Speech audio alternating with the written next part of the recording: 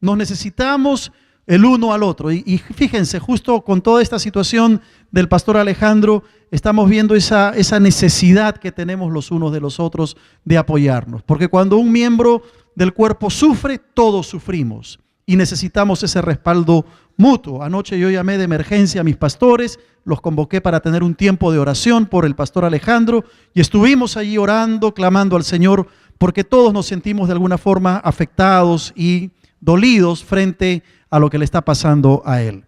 Como iglesia, entonces, sabemos que estamos llamados a compartir el mensaje de salvación con aquellas personas que no conocen a Cristo, con aquellas personas que aún no han tenido un encuentro personal con el Señor. Y cuando hablamos de la iglesia, cuando hablamos de la naturaleza de la iglesia, tenemos que recordar que hay por lo menos dos ordenanzas que el Señor nos dejó. Una de ellas es el bautismo. El bautismo es una de las ordenanzas que encontramos en la Escritura. La Biblia nos enseña que toda persona que ha entregado su vida a Cristo, que ha sido renacida por el poder del Espíritu Santo, debe bautizarse en el nombre del Padre, del Hijo y del Espíritu Santo. Como bien sabemos, no bautizamos a los niños. Y no bautizamos a los niños porque creemos que una persona adulta es la persona que está en mejor condiciones de articular su fe, saber lo que ha creído, ¿verdad? Tomar conciencia de las decisiones que hace. Incluso a veces, fíjense, yo encuentro algunos adultos, especialmente que vienen de otras iglesias, de otras denominaciones, que me dicen, pastor, a mí me bautizaron hace tiempo, pero yo la verdad no sabía lo que hacía, no tenía ni idea y quiero volver a bautizarme, ¿no? Ahora, si un adulto a veces enfrenta ese tipo de cuestionamientos, imagínense un niño. Un niño no puede seriamente articular su fe. Por lo tanto, el bautismo es una de las primeras ordenanzas que encontramos en la Biblia. Y si usted, hermano, aún no se ha bautizado, permítame, con mucho respeto, animarle en el nombre del Señor a que tome sus clases y considere la posibilidad de bautizarse y dar este paso de obediencia. Pero la segunda ordenanza que encontramos en las Escrituras es la participación de la Santa Cena. La Santa Cena, la comunión con el Señor a través de su mesa, es otra de las ordenanzas que encontramos en la palabra del Señor. El Señor Jesús ha establecido en su palabra esta práctica como un medio de gracia, como una bendición especial en la vida del creyente. Y les voy a pedir que abran sus Biblias, por favor, en Primera de Corintios, en el capítulo 11, para leer a partir del versículo 23. Primera de Corintios, capítulo 11, versículos 23 hasta el 34. Pasaje conocido, el apóstol Pablo escribiéndole a la iglesia de Corinto. Dice así la palabra del Señor en el versículo 23 de Primera de Corintios 11. Leemos en comunión con el Padre, con el Hijo y el Espíritu Santo. Porque yo recibí del Señor lo que también os he enseñado, que el Señor Jesús, la noche que fue entregado, tomó pan, y habiendo dado gracias, lo partió y dijo, tomad, comed, esto es mi cuerpo que por vosotros es partido, haced esto en memoria de mí. Asimismo tomó también la copa después de haber cenado, diciendo, esta copa es el nuevo pacto en mi sangre. Haced esto todas las veces que la bebiereis en memoria de mí. Así pues, todas las veces que comiereis este pan y bebiereis esta copa, la muerte del Señor anunciáis hasta que Él venga.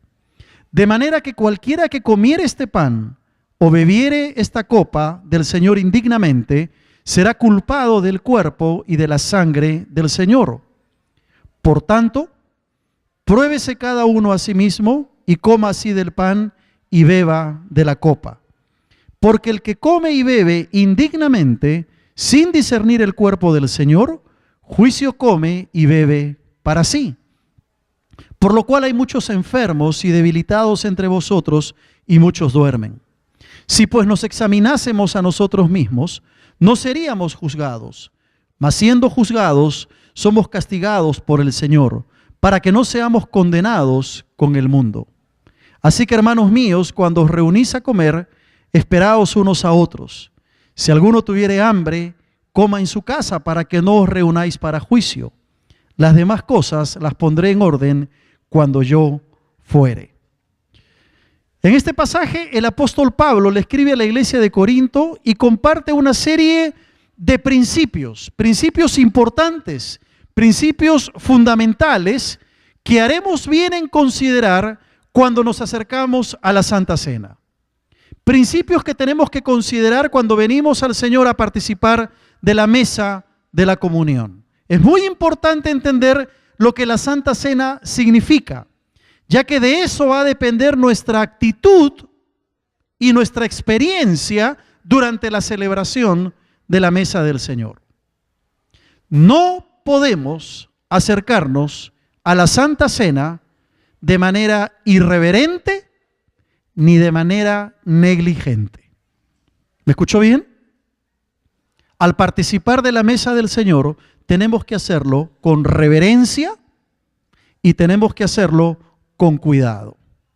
A veces nos encontramos con creyentes que no han entendido plenamente el mensaje fundamental de lo que significa la Santa Cena. Por ejemplo, algunos creyentes piensan que no pueden participar de la cena del Señor porque no son dignos, dicen ellos. No se sienten dignos de participar de la comunión. Se sienten condenados, se sienten culpables quizá por sus propios pecados y piensan de alguna manera que no pueden acercarse a celebrar la Santa Cena en la comunión de la iglesia. Bueno, la idea es poder compartir lo que la palabra del Señor nos dice y entender los principios que brotan de este pasaje para nosotros en esta mañana. ¿Cuándo fue que se instituyó la cena del Señor? Dice el versículo 23 que el Señor Jesús, la noche que fue entregado, tomó pan.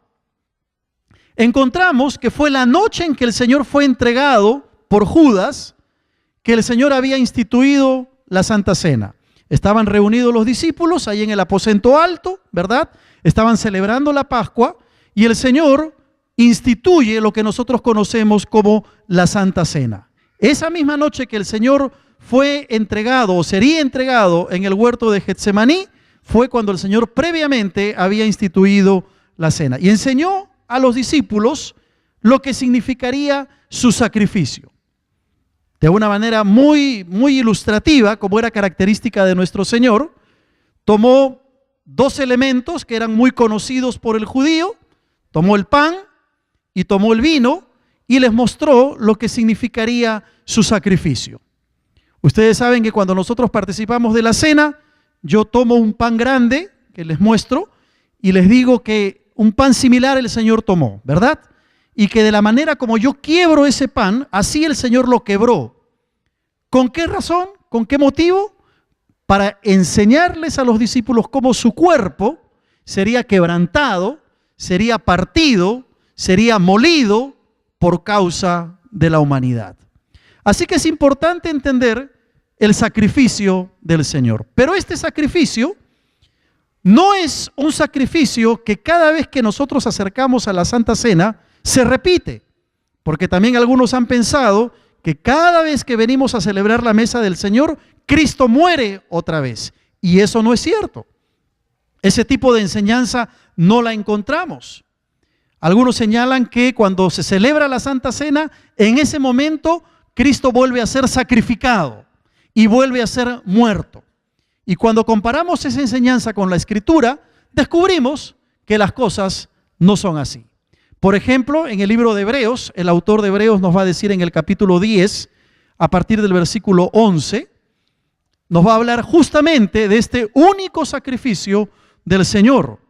Hebreos capítulo 10, versículo 11 va a decir, y ciertamente todo sacerdote está día tras día ministrando y ofreciendo muchas veces los mismos sacrificios que nunca pueden quitar los pecados. Pero Cristo, dice el autor de Hebreos, habiendo ofrecido una vez para siempre un solo sacrificio por los pecados, se ha sentado a la diestra de Dios. De ahí en adelante, esperando hasta que sus enemigos sean puestos por estrado de sus pies, porque con una sola ofrenda hizo perfectos para siempre a los santificados. La Escritura señala claramente que el sacrificio de Cristo fue hecho una sola vez. Y esa única vez fue suficiente para que todo hombre y toda mujer puedan acceder a la salvación que el Señor nos trajo. La pregunta para nosotros en esta mañana entonces es, ¿hemos aceptado ese único sacrificio de Cristo a favor nuestro?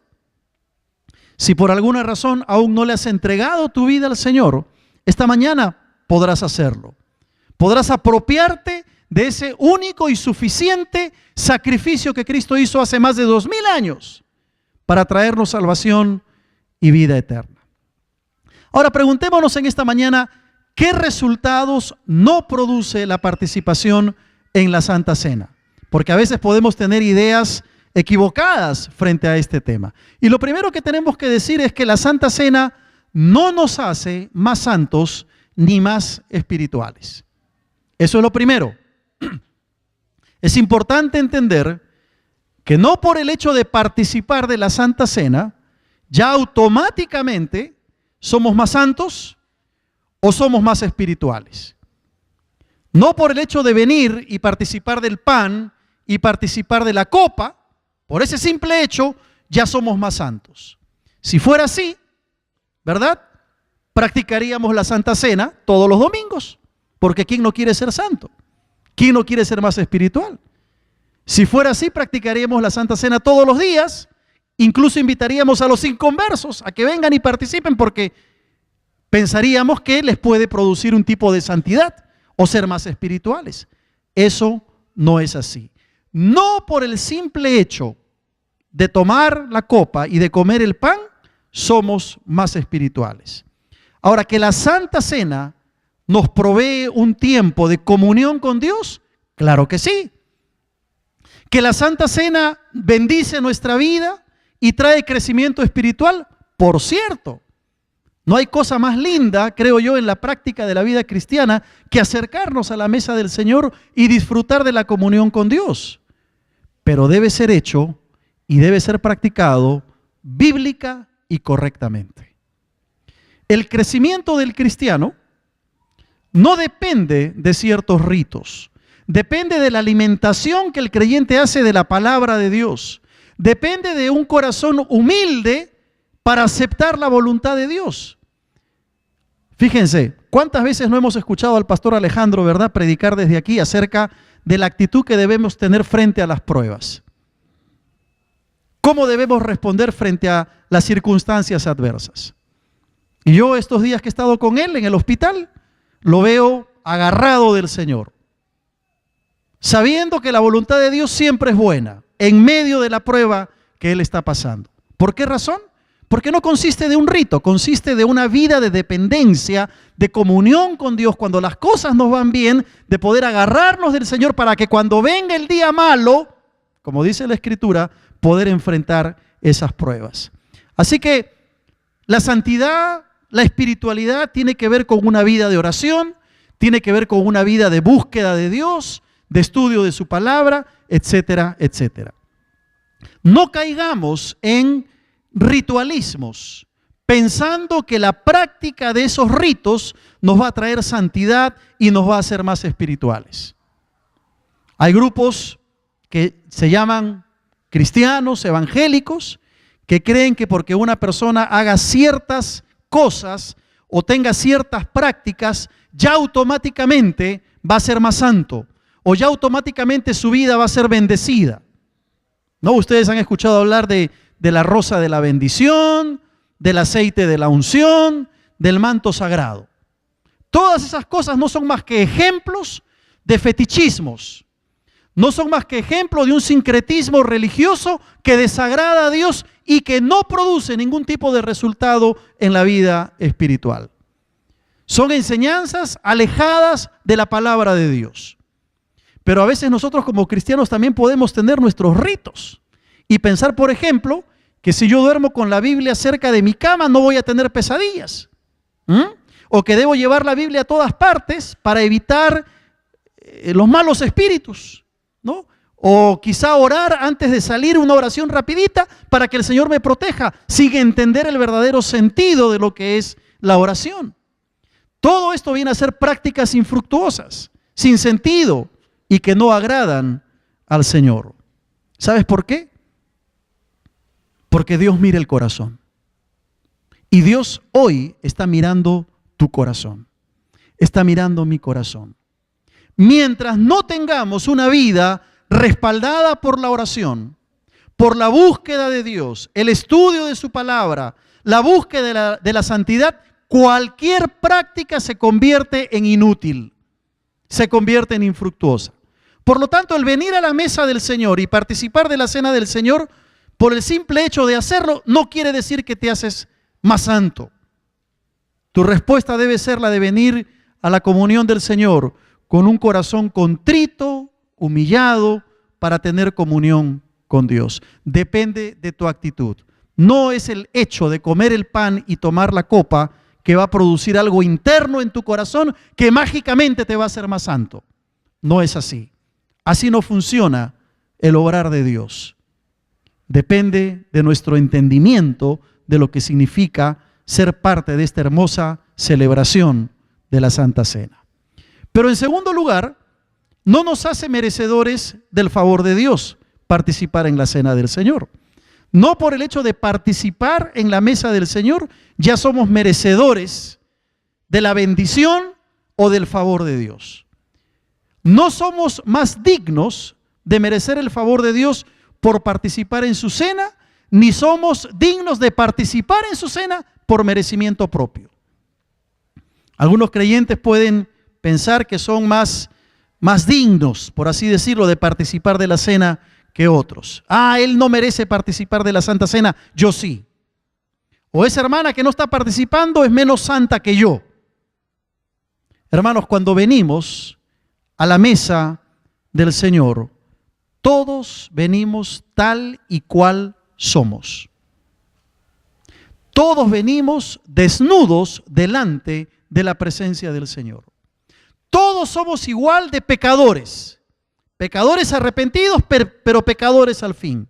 Y nuestra vida y nuestro corazón es como un libro abierto delante del Señor.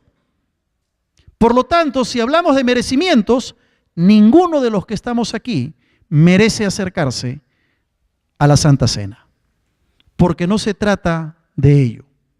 Tú y yo necesitamos la gracia de Dios, necesitamos el perdón de Dios, necesitamos el favor de Dios, y si nos acercamos a la mesa del Señor es sencillamente por la misericordia de nuestro Dios. Nadie merece participar de la cena del Señor. Por eso se le llama a la cena del Señor un medio de gracia. Es un regalo que Dios nos da a cada uno de nosotros para disfrutar de su comunión. Ahora, todos sabemos que en nuestra iglesia es práctica que participan de la cena del Señor aquellos creyentes que están en comunión con el Señor, comunión con la iglesia y que han sido bautizados en la iglesia. Pero eso no busca clasificar a los creyentes por categorías. Eso no busca clasificar a los creyentes a unos mejores que otros. La única razón por la que hacemos eso es para cuidar la vida y cuidar el testimonio de aquellos creyentes. No es porque alguien merezca participar en la cena y otro no. Y tenemos que ser muy cuidadosos de no inflarnos como pavos reales, ¿verdad? Con ese orgullo espiritual, pensando que somos más porque Dios nos permite participar de su cena. Por otro lado, a veces se piensa que si un cristiano está en pecado o ha pecado contra el Señor, ese cristiano no es digno de participar de la cena del Señor. Aquí no hablamos de dignidad, porque ninguno de nosotros podría merecer participar de la mesa del Señor. Incluso algunas iglesias, cuando disciplinan a algún creyente que ha confesado un pecado, que ha cometido una falta, lo privan de participar de la mesa del Señor. Y uno se pregunta ¿por qué? ¿Por qué razón tendríamos que hacer esto? ¿Por qué razón habría que privar a un creyente que ha confesado su pecado, que se ha arrepentido delante de Dios, de celebrar la mesa del Señor? Y creo que aquí tenemos que andar con cuidado y enseñar con cuidado para no caer en el extremo de convertirnos en legalistas pero tampoco caer en el otro extremo de convertirnos en libertinos. No queremos buscar el equilibrio y lo que la palabra del Señor dice. Un creyente que ha pecado, lo que tiene que hacer es arrepentirse, ¿no es verdad? Cuando tú le fallas al Señor, cuando yo le fallo al Señor, inmediatamente el Espíritu Santo pone en nuestro corazón la necesidad de pedirle perdón a Dios y de arrepentirnos. Así que cuando un creyente peca, debe de arrepentirse. Si ese creyente se ha arrepentido de corazón delante del Señor, es bienvenido a participar de la Santa Cena. Es bienvenido a participar de la comunión. Un hermano que está en disciplina, pero que se ha arrepentido seriamente de su falta, puede y debe participar de la cena del Señor. ¿Por qué razón? Porque la participación de la mesa del Señor no depende de merecimientos, depende del perdón que Dios otorga.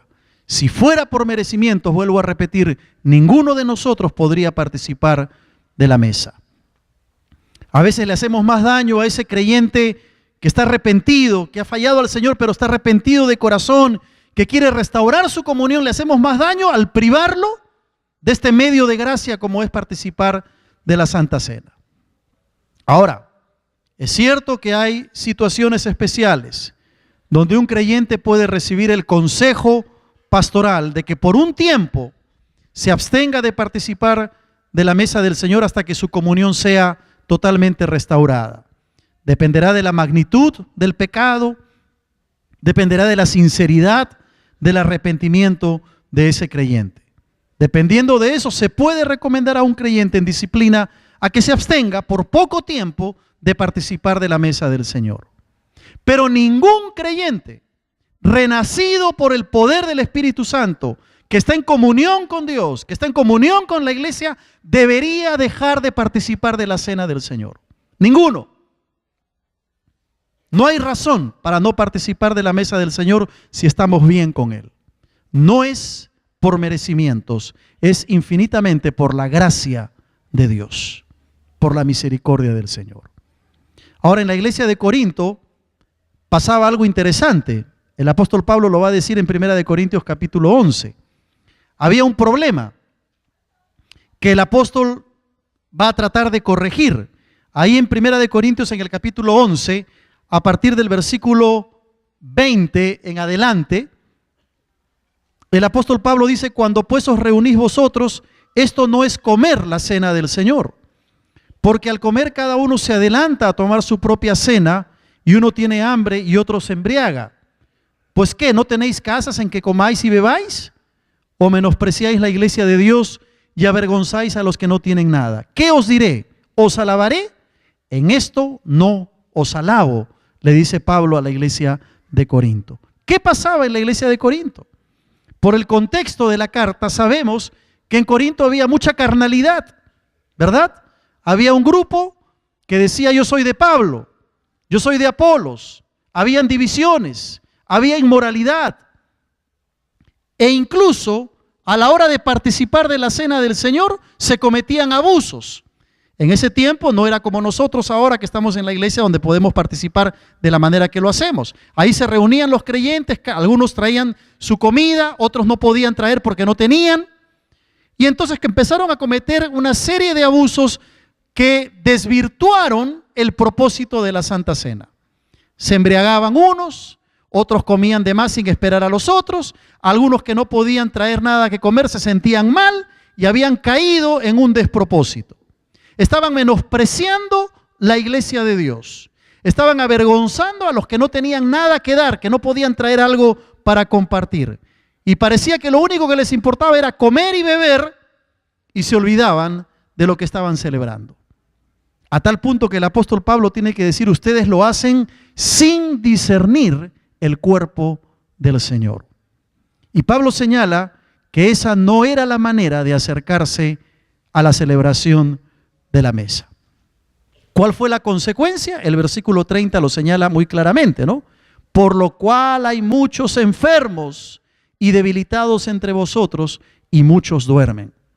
Pablo está diciendo que en la iglesia de Corinto algunos hermanos, sus enfermedades se debían a que se habían acercado a la mesa del Señor de manera irreverente, de manera irresponsable.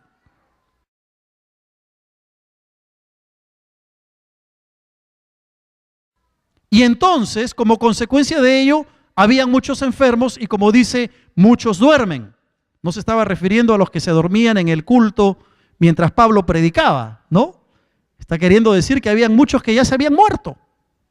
Es decir, tan irreverentes habían sido al acercarse a la mesa que el Señor se los llevó. Y si bien es cierto el problema de Corinto, no lo vamos a experimentar nosotros hoy porque la práctica de la cena es diferente, ¿no? Aquí compartimos el pan y la copa, nadie trae aquí cosas para comer. Sí podemos caer en ciertas ligerezas, como sucedió con la iglesia de Corinto, cuyas consecuencias podrían ser las mismas para nosotros. Así que en este momento tenemos que preguntarnos, ¿cómo me estoy acercando a la mesa del Señor? ¿Con qué actitud vengo a celebrar la Santa Cena? ¿Cómo está mi corazón al participar del pan y de la copa en esta mañana? Ustedes saben que cuando vamos a tener Santa Cena una semana antes, yo lo anuncio y le digo, el próximo domingo es tiempo de Santa Cena. ¿Por qué lo hago? Porque es importante que empecemos la semana con esa perspectiva de lo que vendrá el siguiente domingo. Acercarnos a la mesa, esperar con ansias la celebración de la Santa Cena, porque la Santa Cena es la fiesta de la comunión, es la fiesta de la celebración. Y debemos estar esperando, Señor, hoy es lunes, hoy el domingo hay Santa Cena y el martes, Señor, ya se acerca la Santa Cena. Y preparar el corazón, preparar la vida y anhelar venir a la iglesia para participar de la comunión con el Señor. Tenemos que acercarnos con una actitud correcta. ¿Cómo está tu corazón al participar del pan y de la copa? Pero en tercer lugar, ¿qué es la Santa Cena? Y en una palabra tenemos que decir que la Santa Cena es un recordatorio. Un recordatorio. Un recordatorio de 4 cosas. En primer lugar, es un recordatorio del sacrificio de nuestro Señor Jesucristo. En 1 Corintios, en el capítulo 11 que hemos leído, a partir del versículo 23, el Señor nos recuerda que la Santa Cena es un recordatorio de su sacrificio. Esto es mi cuerpo, esto es mi sangre, dice el Señor, y quebranta el pan como su cuerpo sería quebrantado.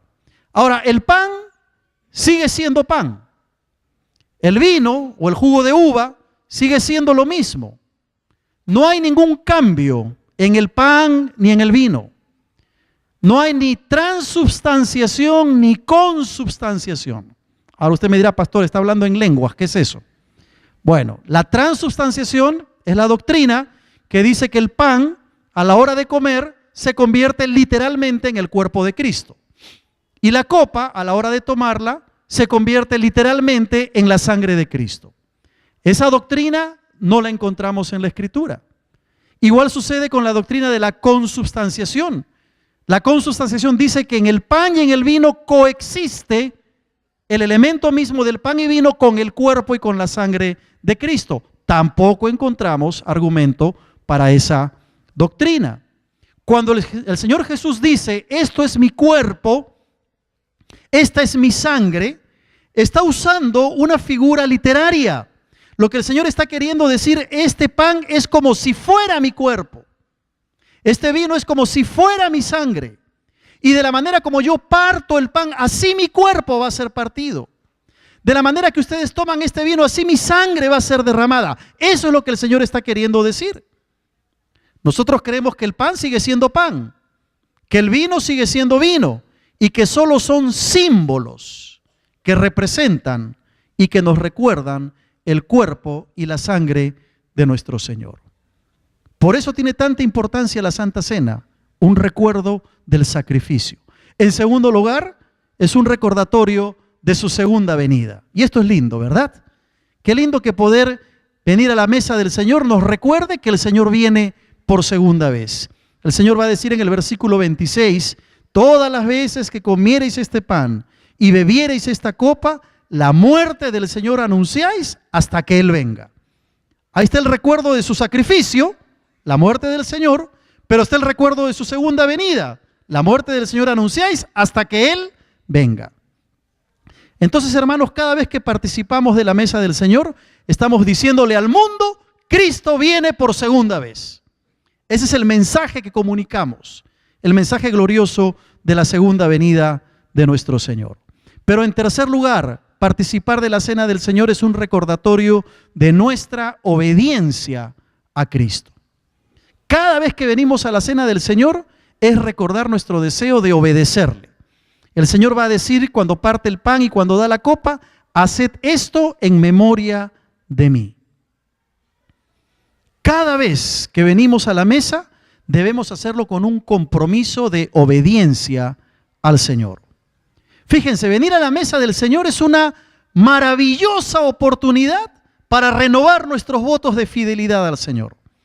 Es una preciosa oportunidad para decirle, Señor, estoy luchando con este pecado, es cierto, te he fallado, es cierto, estoy arrepentido, pero quiero serte fiel. No quiero tirar la toalla, quiero seguir adelante, Señor. En medio de la celebración de la Santa Cena, Padre, renuevo mis votos de obediencia y de compromiso contigo. Cada vez que venimos a la cena del Señor, eso es lo que tenemos que recordar. Le estamos diciendo al Señor, Señor, quiero serte fiel. No voy a abandonar esta carrera, no voy a abandonar esta lucha, quiero seguir adelante. Y en cuarto lugar, es un recordatorio también de nuestra comunión con el Señor y con su iglesia.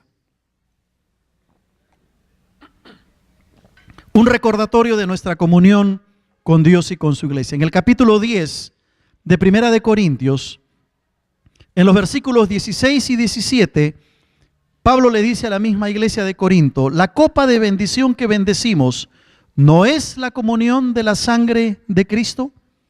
El pan que partimos, ¿no es la comunión del cuerpo de Cristo? Siendo uno solo el pan, nosotros, con ser muchos, somos un cuerpo, pues todos participamos de aquel mismo pan. Qué linda figura que usa el apóstol Pablo, la figura del cuerpo.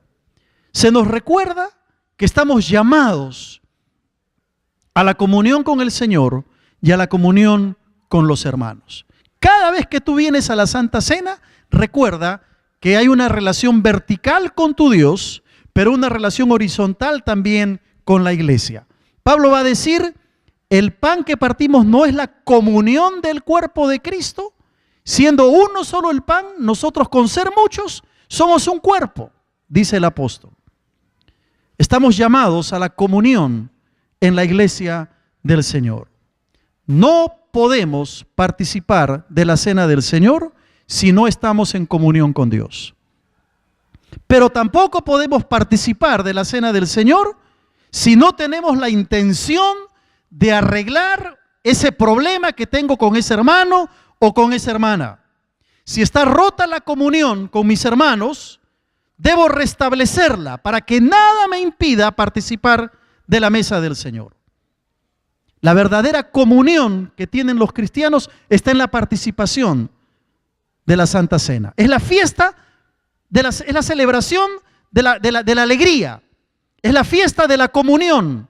Entonces yo no puedo venir con resentimientos, con enojos, algo contra mi hermano a participar de la cena del Señor, porque estaría en una paradoja, porque la Santa Cena es la fiesta de la comunión.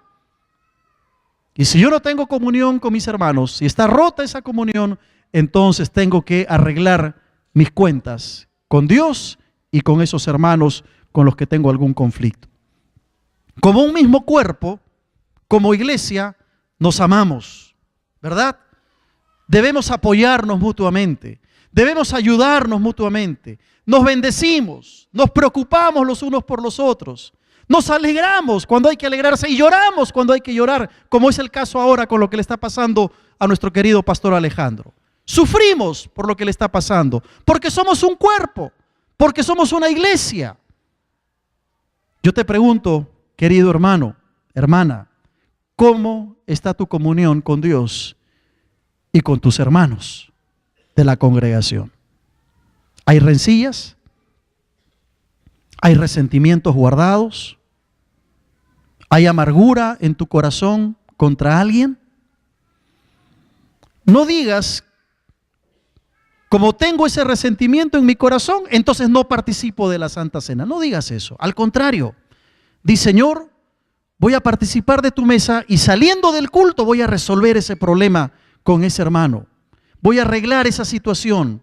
Voy a quitar esa amargura. Voy a perdonar. Voy a sacar ese resentimiento que está en mí, para que no haya absolutamente nada que te impida acercarte libremente a la comunión con el Señor.